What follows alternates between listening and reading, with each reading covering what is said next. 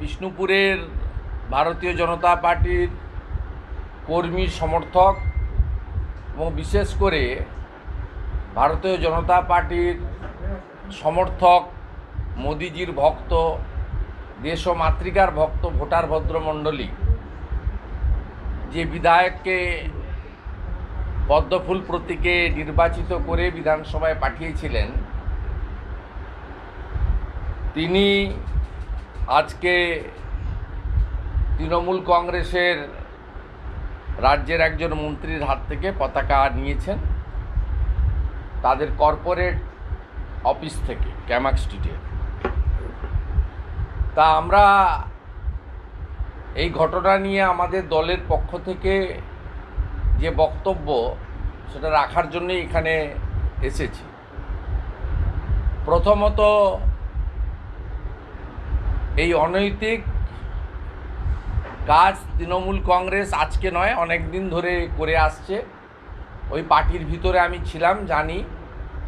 তার যিনি নেত্রী আছেন, কোম্পানির যিনি মালকিন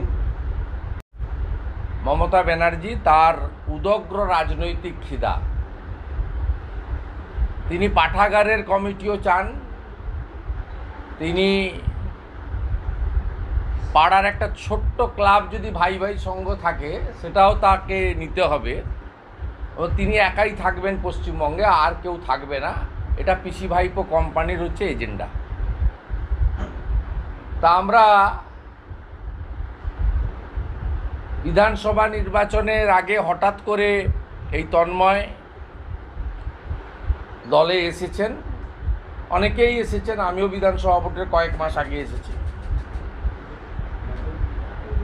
তার দল তাকে উপযুক্ত মনে করে প্রার্থী করেছেন। এখানে অনেক যোগ্য ভারতীয় জনতা পার্টির প্রার্থীরা ছিলেন। এখানে পদ্মফুল প্রতীক নিয়ে যেই দাঁড়াতেন তিনি অর্ধলক্ষাধিক ভোটে জিততেন, এটা নিয়ে কোনো দ্বিধাদ্বন্দ্ব নেই। কারণ এখানকার ভোটাররা বিজেপির ভক্ত, কোনো ব্যক্তির ভক্ত নয়। যাই হোক, তাকে এখানকার সমর্থকরা জিতিয়েছেন। জেতানোর পরে তিনি হয়তো ভেবেছিলেন বিজেপি ক্ষমতায় আসবে, তাই তিনি এসেছিলেন। কিন্তু বিজেপি কর্মীরা বৃহত্তর স্বার্থে গ্রহণ করে তাকে জিতিয়েছে। বিধানসভা নির্বাচনের পরবর্তী সময়ে ওনার আচার আচরণ সন্দেহজনক ছিল। গত 4 মাস মূল পার্টির সঙ্গে কোনো সংযোগ তার ছিল না। বিধানসভায় পরিষদীয় দলের রুমে কখনো কখনো ঢুকতেন, আবার তৎক্ষণাৎ পালিয়েও যেতেন। এবং গত 4 মাস ভারতীয় জনতা পার্টির কর্মীরা যেভাবে আক্রান্ত হয়েছেন, শারীরিকভাবে, মানসিকভাবে, মিথ্যা মামলায় জর্জরিত হয়েছেন, তাদের ব্যবসাপত্র কাজ কেড়ে নেওয়া হয়েছে, সেক্ষেত্রে এই তন্ময়ের কোনো ভূমিকা ছিল না। সে যাই হোক, তবুও আমরা মনে করি যে মাননীয় তন্ময়বাবুর মত পরিবর্তনের অধিকার আছে, কিন্তু সেটা বিধায়ক পদ থেকে পদত্যাগ করে করলেই ভালো হতো। আমরা সাংবাদিক সম্মেলন করতাম না। কিন্তু তিনি বিজেপির বিধায়ক থেকে পদত্যাগপত্র না দিয়ে একটা অনৈতিক দল, ছোট তালিবান, অগণতান্ত্রিক 50 জনের বেশি বিধায়ককে নানাভাবে দলবদল করিয়েছেন। আর সেই দলের পরিচালিত রাজ্য সরকার বিধানসভা দলত্যাগ বিরোধী আইন প্রয়োগ করেনি। আমরা আগামীকাল পরিষদীয় দলনেতা হিসেবে আমি তন্ময় ঘোষকে আমি চিঠি দেব, তার রাজনৈতিক অবস্থান লিখিতভাবে স্পষ্ট করার জন্য, নিয়ম অনুযায়ী। আমি জানি উত্তর দেওয়ার ক্ষমতা তার নেই, কারণ তিনি অপেক্ষা করছিলেন মুকুল রায়ের দলত্যাগ বিরোধী এবং পিএসসি চেয়ারম্যান নিয়ে যে অধ্যক্ষের কাছে অভিযোগ হয়েছে এবং ভারপ্রাপ্ত প্রধান বিচারপতির এজলাসে যে জনস্বার্থের মামলাটি চলছে তার গতি প্রকৃতি দেখে হয়তো সিদ্ধান্ত তিনি আরও কিছুদিন পরে নিতেন, কিন্তু তিনি তড়িঘড়ি নিয়েছেন। এর পিছনেও কারণ আছে। কারণটা হচ্ছে এখানকার প্রাক্তন চেয়ারম্যান তথা প্রাক্তন মন্ত্রী শ্যামাপদ মুখোপাধ্যায়, তাকে পিসি ভাইপো কোম্পানি গ্রেপ্তার করেছে, পুলিশ কাস্টডি হয়েছে, জিজ্ঞাসাবাদ করেছে, এখন জেল কাস্টডিতে আছে। তার বিরুদ্ধে মূলত পৌরসভার দুর্নীতির অভিযোগ। আর এই পৌরসভাতে এই বর্তমান বিধায়কও কাউন্সিলর হিসেবে ছিলেন। তার পরবর্তী সময়ে গত 3 বছর তো পুরসভার ভোট হয় না, প্রশাসকও ছিলেন এবং পৌরসভাতে ঠিকাদারিও করতেন। তা উনি জন্মাষ্টমীর দিন তড়িঘড়ি গিয়ে যোগ দিয়েছেন। তার কারণ হচ্ছে পিসির পুলিশ তাকে দেখিয়েছে যে এবারে তোমাকেও যেতে হবে। ওই জন্য সে তড়িঘড়ি করে তাড়াতাড়ি ক্যামাক স্ট্রিটের প্রাসাদে গিয়ে, ভাইপোর প্রাসাদে গিয়ে, কর্পোরেট অফিসে গিয়ে তিনি পতাকা ধরে নিয়েছেন রাজ্যের অপদার্থ শিক্ষামন্ত্রীর হাত থেকে। তাই আমরা কালকে তাকে চিঠি দেব 1 নম্বর, আগামী সোমবার অধ্যক্ষের কাছে। এটা দিয়ে তাদেরকেও নিয়ে যাওয়া হয়েছিল, কিন্তু এই ভোটে মানুষ, সেখানে লোকসভা ভোটেও এবং এই নির্বাচনেও মানুষ রিজেক্ট করেছে। তাই এইভাবে পুলিশ দেখিয়ে, মিথ্যা মামলা দেখিয়ে, রাজ্য সরকারের ক্ষমতার প্রলোভন দেখিয়ে আর কয়লা, বালি, গরুর টাকা দিয়ে বিধায়ক কিনতে পারেন, কিন্তু ভারতীয় জনতা পার্টির সমর্থকদের সরাতে পারবেন না। আজকে আমরা সবাই মিলিত হয়ে আমাদের কর্মীদের আরও উৎসাহিত করলাম। আগামী 1 সপ্তাহের মধ্যে আমি আবার আসবো, সুজিতবাবুকে বলে যাচ্ছি। সব বুথ সভাপতি, শক্তি কেন্দ্র প্রমুখ,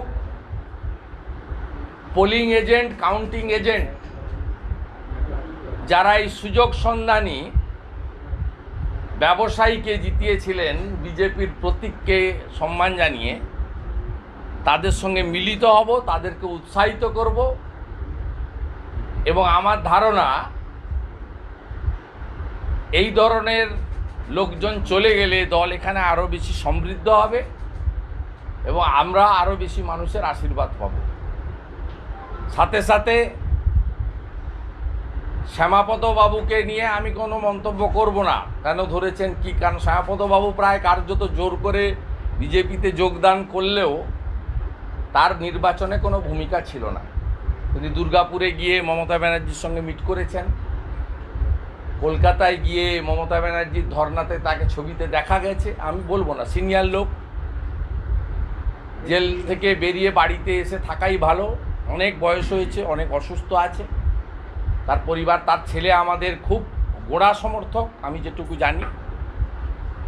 ছেলের জন্যই বাবা হয়তো বিজেপিতে গেছিলেন। যাই হোক, আমি সে সম্পর্কে বলবো না। আমি শুধু বলবো শ্যামাপদ বাবুকে ব্যবহার করে, যেহেতু আমি ওই দলে ছিলাম, বিনয় মিশ্র বলে একটা ডাকাত এই বাঁকুড়া চালাতো। 15 সাল বিধানসভা পর্যন্ত আমি এসেছি তৃণমূলের, 16 সাল থেকে আমাকে আউট করা হয়েছে। ভাইপোর প্রতিনিধি হয়ে বিনয় মিশ্র দেখতেন, যাকে সিবিআই লুক আউট নোটিশ দিয়েছে, ভানুহাতুতে গিয়ে লুকিয়ে আছেন। স্কুল সার্ভিস কমিশনের ক্লার্ক, ডি গ্রুপ, প্রাইমারি এবং আপার প্রাইমারি, শ্যামাপদবাবু 12 কোটি টাকা এখান থেকে তুলে দিয়েছিলেন বিনয় মিশ্র ভাইপোর কাছে দেওয়ার জন্য। এই জায়গায় 18 সালে পঞ্চায়েতে একটা নমিনেশন করতে দেয়নি পুলিশকে দিয়ে। এবং যেভাবে কয়লা এবং বালি, শালতোড়ার পাথর, এই গোটা জেলা বাঁকুড়া জেলাতে ভাইপোর বাহিনী পুলিশকে ব্যবহার করে টাকা তুলেছে, তার শেষ হওয়া দরকার আছে এবং তদন্তকারী সংস্থা সেটা শেষ করবে। আমি আশা করব আমি কয়েকদিনের মধ্যেই এ সম্পর্কিত সমস্ত তথ্য কলকাতায় সাংবাদিক সম্মেলন করে প্রকাশ করব। আমার কাছে সমূহ তথ্য, ডকুমেন্ট, এভিডেন্স আছে। সাথে সাথে এই জেলার পুলিশকে আমি সতর্ক করতে চাই যে আপনারা গত কয়েকদিন ধরে তন্ময়বাবুকে তো নিশ্চয়ই, তিনি হয়তো মুকুল রায়ের ফেট দেখে যেতেন, জেলে যেতে হবে, শ্যামবাবুর সঙ্গে থাকতে হবে জেলের ভিতরে, এটা দেখিয়ে তাড়াতাড়ি করে নিয়েছেন। কিন্তু আপনি আর তন্ময়ের ব্যবসা রক্ষা করতে হবে, ঠিক আছে, এক মাঘে শীত যায় না। আপনার রাজ্য সরকার থাকলে আমাদেরও কেন্দ্রের সরকার আছে, তো আপনিও সেই হিসাব মতো চলুন, সেটা আর আমি এখানে বলছি না কিছু। আমাদের একজন দরিদ্র পরিবার থেকে উঠে আসা চন্দনা বাউড়ি, তফসিলি জাতির প্রতিনিধি, ইনার মুখ থেকে শুনবেন ওই থানার আইসি এবং পুলিশ ইনাকেও বলেছে তোমার বিরুদ্ধে মামলা হয়ে গেছে, তুমি যদি এক্ষুনি শাসক দলের সঙ্গে রফা না করো তোমাকে জেল খাটতে হবে। চন্দনা তার নিজের মুখেই বলে দিয়েছে চন্দনা বিক্রি হওয়ার লোক নয়, অভাব আছে, দারিদ্র আছে। তন্ময়ের মতো অত কোটিপতি হওয়ার ইচ্ছা চন্দনার নেই। চন্দনা প্রকাশ্যে বলে দিয়েছে গরিব হতে পারি, 6 মাস জেলে থাকবো, আদর্শচ্যুত হব না। শুধু চন্দনা নয়, একাধিক নেতৃত্ব একাধিক লোককে এই জিনিস করছে। এটা তৃণমূল কংগ্রেসের পুরনো অভ্যাস। তবে শুনে রাখুন, মুকুল রায়ের সদস্যপদ যেমন বাঁচাতে পারবেন না, তন্ময় ঘোষের সদস্যপদও আপনারা বাঁচাতে পারবেন না, একটু সময় হয়তো লাগবে। আর যত এই ধরনের অনৈতিক কাজ করবেন তত ভারতীয় জনতা পার্টির কর্মীরা, যারা দেশভক্ত, যারা চায় না আফগানিস্তানের মতো আমাদের দেশটাও তালিবানদের হাতে চলে যাক, যারা চায় না পশ্চিমবঙ্গ বাংলাদেশ 2 হোক, তারা আরও বেশি উজ্জীবিত হবে, সক্রিয় হবে। আরও নতুন নতুন যুবক যুবতীরা আমাদের দলে আসবে এবং আমাদের সংগ্রাম চলবে। আপনাদের কিছু থাকলে বলুন, আমার হয়ে গেছে। আমি ওনার কথা কি বলবো, একটা শিক্ষামন্ত্রী, কবিগুরুর যেটা স্মৃতি বিজড়িত প্রতিষ্ঠান, আন্তর্জাতিক প্রতিষ্ঠান, বিদেশ থেকে লোক এলে বেলুড় মঠের পরে, মায়াপুর ইস্কনের পরে ওখানে যাওয়ার কথা বলে, ভারত সেবাশ্রমের পরে ওখানে যাওয়ার কথা। তা আপনার শিক্ষামন্ত্রী নিন্দা করার বদলে যদি তাদেরকে উৎসাহিত করেন, বলার কিছু নেই। এর আগে শাসক দলের এমএলএ নেতৃত্বে বিশ্বভারতীর প্রাচীর ভাঙতে মানুষ দেখেছে। তো এটা এদের কালচার। এই কালচারের মধ্য দিয়ে আপনি দেখলেন না মুখ্যমন্ত্রী কেমন গুতগুতি করছে 28শে আগস্ট, প্রাক্তন শিক্ষামন্ত্রীকে প্রকাশ্যে বলছে আমি তো এই জন্য এই দলটা ছেড়েছি, আত্মসম্মান কারণ নেই। বলছে জাতীয় সঙ্গীত গাইতে জানে না, তুমি গাও। তাও শিক্ষামন্ত্রী জাতীয় সঙ্গীত গাওয়ার ধরন তো বাংলার লোক দেখেছে। তো বলছি এই দলটার এইটা হচ্ছে সংস্কৃতি। আমি নন্দীগ্রামে জন্মাষ্টমী পালন করছি, তৃণমূল সাথে বিদ্যুৎ করছে, জন্মাষ্টমী পালন করছে, কি বলবেন? তৃণমূল বিদ্রুপ করবে তো? তৃণমূল তো সনাতন বিরোধী সংগঠন। তৃণমূলের আমলেই তো দুর্গাপূজার বিসর্জন 1 বছর বন্ধ করেছিলেন মমতা ব্যানার্জি। মমতা বন্দ্যোপাধ্যায় ইমাম মুয়াজ্জেমদের ভাতা দেন, আর 5 লক্ষ পুরোহিত আছে, 8,000 পুরোহিতকে ভিক্ষা দেন 1,000 টাকা করে ভোটের আগে, আর সব ইমাম মুয়াজ্জেম ভাতা পায়। তৃণমূলের তো এইটাই কালচার। আর তৃণমূল গরিষ্ঠ সংখ্যক সনাতনীদের ভোট এবারে পায়নি, গরিষ্ঠ সংখ্যক সনাতনীদের ভোট বিজেপি পেয়েছে। আর তৃণমূল কাদের ভোট পেয়েছে, কাদের দুধেল গাই বলে সবাই তো জানে। অতএব শ্রীকৃষ্ণ আবির্ভাব দিবস জন্মাষ্টমী পালন করতে বিদ্রুপ করা নিশ্চয়ই শেখ সুফিয়ান বলেছে। তো মডেল তো ওই শেখ সুফিয়ান, জাহাঙ্গীর খান, শকত মোল্লা, মডেল তো সেম। দাদা এখনো কতজন এমএলএ তৃণমূলে যোগ দিতে পারে বলে আপনারা অনুমান করছেন বা মানে এখনো কি আরো কোনো এমএলএ না না, আমরা জানি না কাকে পুলিশ দিয়ে ভয় দেখাবে, কাকে কয়লা গরুর টাকা অফার করবে, কে নেবে, কে রিফিউজ করবে, সে আমি বলবো কি করে সেটা কথা না। কিন্তু গেলেই পদত্যাগ করে যেতে হবে, নইলে মেম্বারশিপ যাবে। যাতে এটা বিজেপি, এটা কংগ্রেস সিপিএম নয়, এটা বিজেপি। বিজেপি জানে দলত্যাগ বিরোধী আইন কি করে পশ্চিমবঙ্গে কার্যকর করতে হবে। আমরা একবারে হাঁট বেঁধে নেমেছি, মেম্বারশিপ ছাড়তে হবে। আর আপনাদের এগুলো নিয়ে মাথা ব্যথা খাওয়ার কোনো কারণ নেই। তন্ময় ঘোষের বিরুদ্ধে যখন আপনি অভিযোগ তুলছেন তখন তো তন্ময় ঘোষ যখন তৃণমূল ছেড়ে একদিনের পিরিয়ডেই আবার বিজেপিতে জয়েন করে টিকিট পেল, সেক্ষেত্রে কি অভিযোগ করেছে? আপনি বলছেন ওর বিভিন্ন ব্যবসা রয়েছে। হ্যাঁ, ব্যবসা মানে অভিযোগ নেই। তখন মদের ব্যবসা করে বলেছে আবগারি ডিপার্টমেন্ট, এক্সাইজ ডিপার্টমেন্টের কমিশনার, বাঁকুড়ার প্রাক্তন ডিএম বলেছেন যে তুমি যোগ দাও টিএমসিতে, নইলে তোমার ব্যবসা অসুবিধা হবে। রেশনের ব্যবসা আছে। খাদ্যমন্ত্রী বলেছেন যে ভাই তুমি টিএমসিতে এসো, ভাইপো বলছে, নইলে তোমার খাদ্য। ব্যবসা করাটা তো অপরাধ নয়। আমি তো অভিযোগ করিনি ব্যবসা নিয়ে। ব্যবসা বাঁচানোর জন্য তাকে নিয়ে যেতে হয়েছে 213টা সিট পাওয়া তৃণমূল কংগ্রেসের, তাদের 294টা দরকার, মানে একটা আমাকে বাদ দিয়ে 293টাই দরকার। বাঁকুড়া জেলা তথা মানে তারা থামতে রাজি নয়। তাদের এর আগেও 10 বছর আমরা উদগ্র খিদা দেখেছি, কিন্তু তখনকার বিরোধী দল এখনকার বিরোধী দল তার তফাৎ আছে, 4 মাসে বুঝিয়ে দিয়েছি। এবং আগামী দিনেও সেপ্টেম্বর, অক্টোবর, নভেম্বর 3 মাসে বুঝিয়ে দেবো আমরা যে ভারতীয় জনতা পার্টি কিভাবে লড়তে জানে এবং কিভাবে লড়তে শেখায়।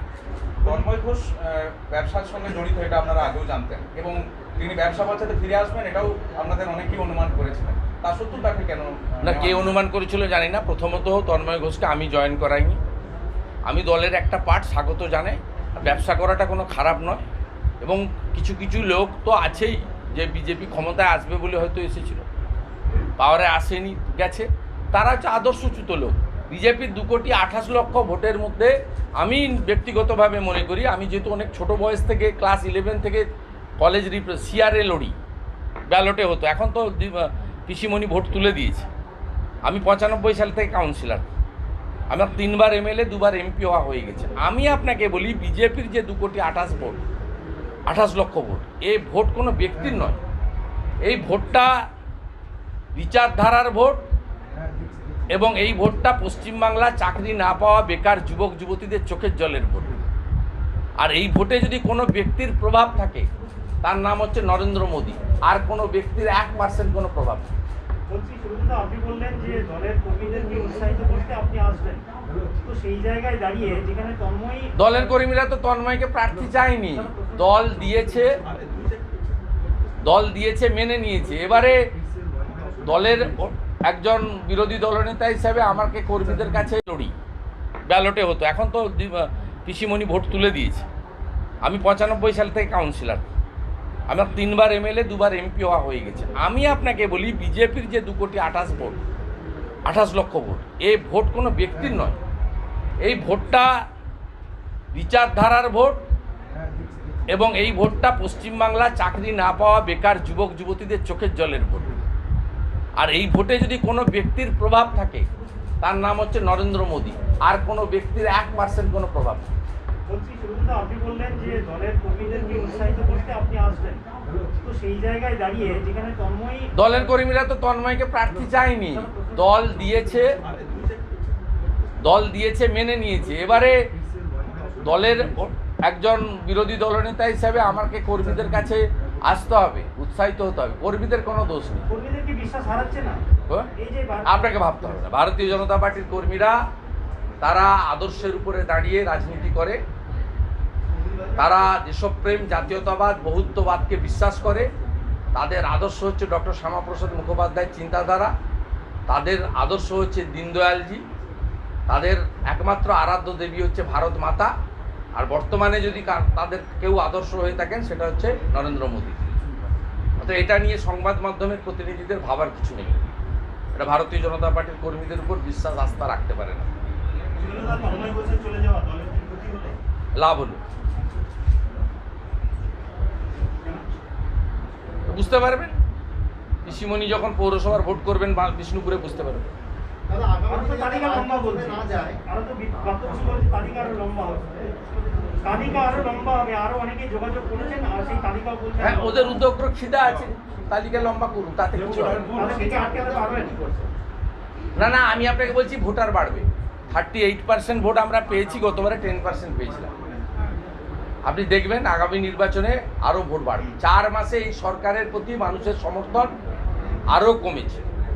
দেবাঞ্জনের ভ্যাকসিন কাণ্ড থেকে শুরু করে প্রত্যেকটা ইস্যু এবং বেকার যুবকদের আর্তনাদ, মুখ্যমন্ত্রী ভোটের আগে বলেছিলেন বিনা পয়সায় ভ্যাকসিন দেবেন, ভোটের পরে ইউটার্ন, ভ্যাকসিন কেনা আমার কম্য নয়।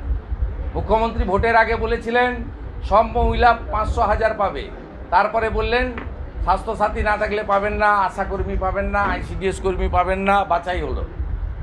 তারপরে ভোটের আগে বলেছিলেন ডবল ডবল চাকরি, দুটো ফুটবল দেখিয়ে ডবল চাকরি আলাপন বন্দ্যোপাধ্যায় পেয়েছে। উপদেষ্টা হিসেবে 2.5 লাখ টাকার বেতন পেয়েছেন, আর তার ভাতৃবধূ অদিতি বন্দ্যোপাধ্যায় 1,10,000 টাকার ট্যুরিজম ডেভেলপমেন্ট কর্পোরেশনের অ্যাডভাইসার হয়েছে। আর পশ্চিমবাংলায় তিনি বলছেন যে সবাইকে সরকারি চাকরি দিতে হবে, কথা কি আছে, অন্য কাজ করো। এই মুখ্যমন্ত্রী পরশুদিন বলেছেন যে কে বলেছে সরকারি চাকরি করতে হবে, যা পাবে তাই করো। তো ইউটার্ন মুখ্যমন্ত্রী, এবং আমরা আগেই ঘোষণা করেছিলাম আমি বক্তব্যে যে বিজেপি এলে মিথ্যাশ্রী আমরা নজরুল মঞ্চে প্রথম ওনার হাতে